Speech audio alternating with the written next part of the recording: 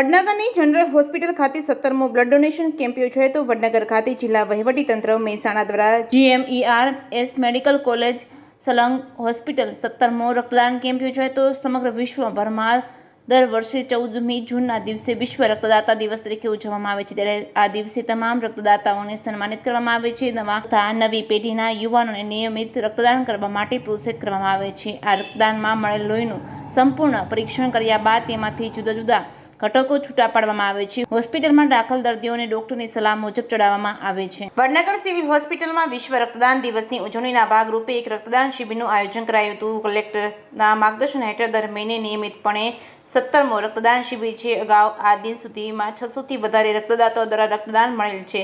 ચેકેસ્ટ ગુજરાતી સાથે જીગર પટેલ, વડનગર।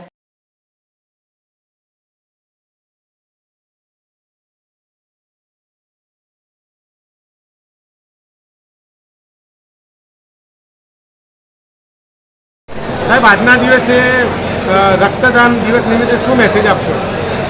વિશ્વ રક્તદાન દિવસે આપણા યશસ્વી વડાપ્રધાન માન્ય શ્રી નરેન્દ્રભાઈ મોદીના માતૃ વતન વડનગર ખાતે જિલ્લા વહીવટીતંત્ર દ્વારા આ 17મો બ્લડ ડોનેટ કેમ્પ યોજાયો છે।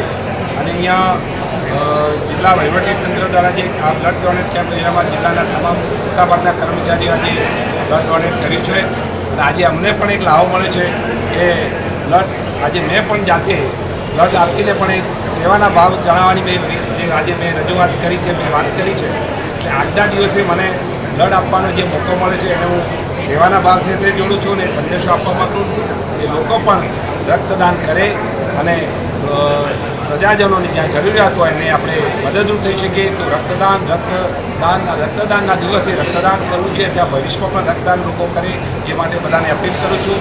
અને રક્તદાન એ મહાદાન છે, એટલે લોકો પણ આમાં જોડાય। અને આપણા વડનગર ખાતે મારી લોકસભાની ચૂંટણી પછી વિજય થયા પછી સૌ પ્રથમ આજે મને વડનગરમાં